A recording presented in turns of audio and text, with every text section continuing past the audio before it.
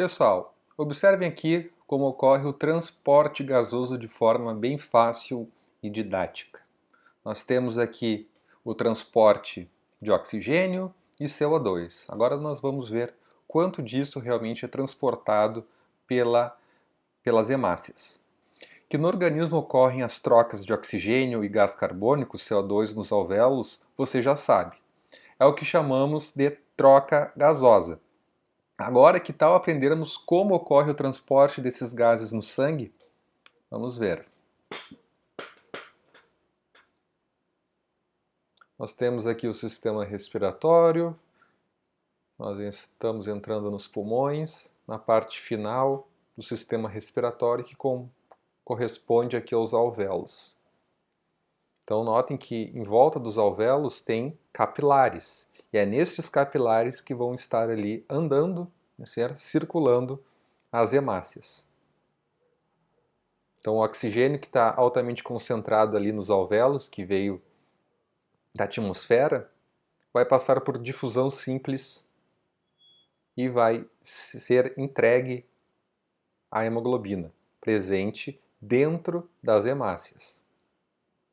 Então o oxigênio está passando de uma alta concentração para uma região de baixa concentração e ligando diretamente na hemoglobina.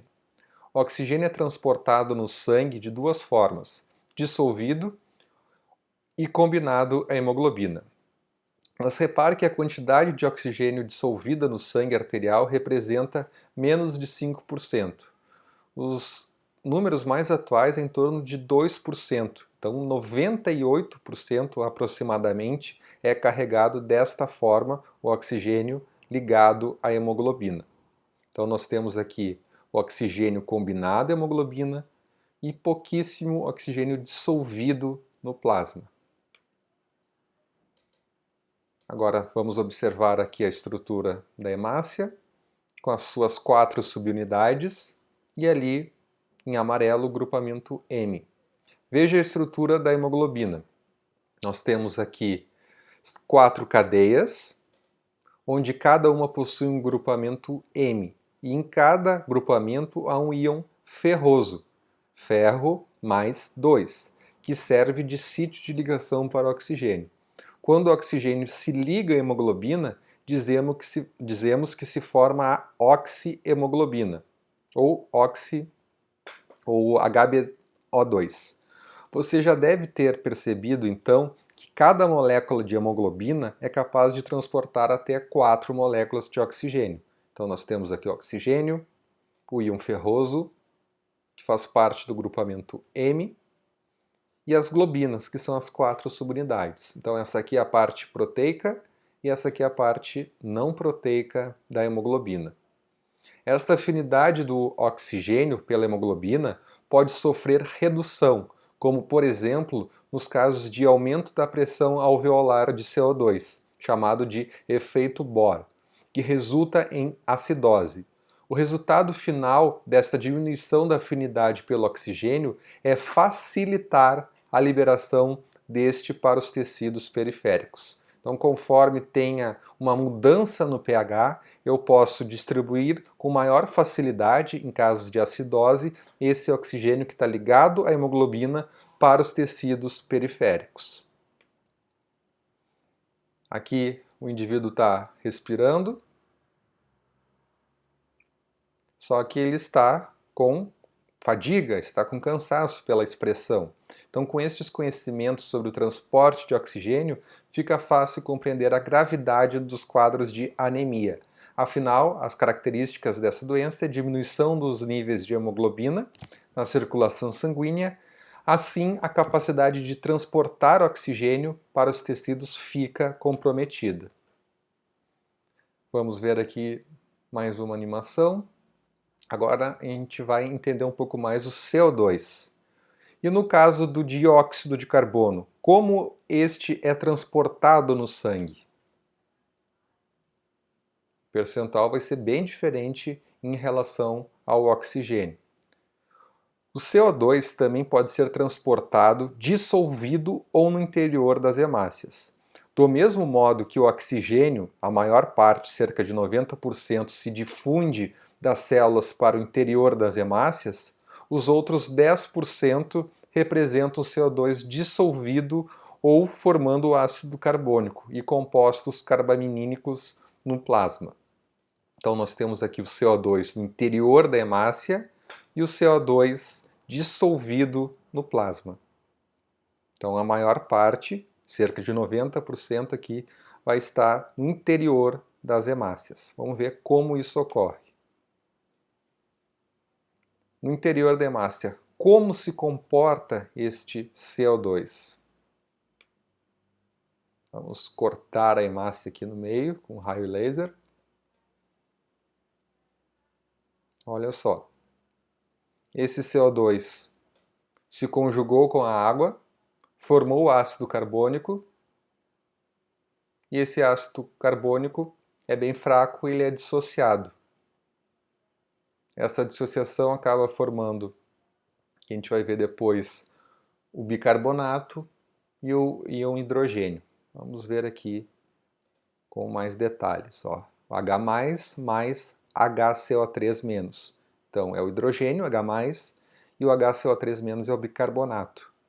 A maior parte do CO2 no interior da hemácia combina-se com a água, formando o ácido carbônico, H2CO3. Esta reação ocorre mais rapidamente na hemácia do que no plasma. Isso ocorre de forma mais rápida pela presença da anidrase carbônica, que acelera esta conversão.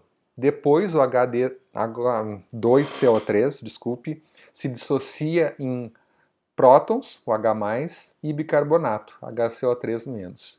E este último se difunde para o plasma, e assim dá o equilíbrio do pH sanguíneo. Então a maior parte do CO2 entra aqui dentro da hemácia, é formado então o bicarbonato que pode ir para a corrente sanguínea. Então a maior parte do transporte de CO2 é na forma de bicarbonato. Vamos observar aqui o CO2. Além de ser transportado dissolvido no sangue ou livre no interior da hemácia, ainda há uma outra forma. Em menor proporção, em torno de 21%, o CO2 pode ser transportado associando-se à hemoglobina.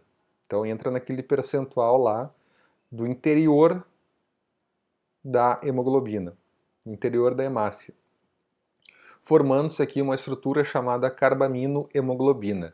Isto ocorre pois quando o oxigênio se desliga da hemoglobina, no nível dos capilares, a afinidade da hemoglobina pelo CO2 aumenta. Este é o famoso efeito Haldane. Então, acontece aqui que esse oxigênio se desliga da hemoglobina, lá no nível dos capilares, onde vai estar entregando para os tecidos periféricos, e a afinidade da hemoglobina pelo CO2 aumenta, para pegar aquele CO2 produzido pelo metabolismo e levar de volta lá para os pulmões, para ser expirado. Em suma, a hemoglobina presente nas hemácias transporta tanto oxigênio, oxihemoglobina, como gás carbônico, carbaminohemoglobina, em diferentes proporções. Mas vale ressaltar que esses gases se ligam em sítios distintos na molécula de hemoglobina e possuem diferentes afinidades, o efeito Bohr, do pH, e esse efeito Haldane, da afinidade do CO2. Assim, não há competição entre eles. Nós temos aqui a carbaminohemoglobina e aqui a oxihemoglobina. E aqui nós temos na fumaça, né, produzida pelos carros,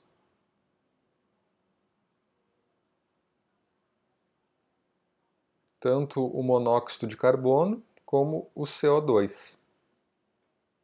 E este monóxido de carbono é extremamente perigoso. Então, tem uma afinidade muito maior à hemoglobina do que o próprio oxigênio. Então, o monóxido de carbono acaba ganhando uma competição em relação ao oxigênio, em relação a número de moléculas. E quando inalamos o monóxido de carbono, este liga-se mais rapidamente de modo estável, formando a carboxihemoglobina. Desta forma, a hemoglobina fica impossibilitada de transportar oxigênio, causando hipóxia e, em casos graves, asfixia. E, em muitos casos, como ele é inodoro e incolor, levando à morte do indivíduo.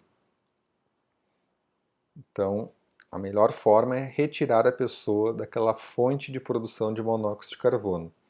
Mas a grande dificuldade é relacionar a sua detecção, visto que é um gás incolor e inodoro.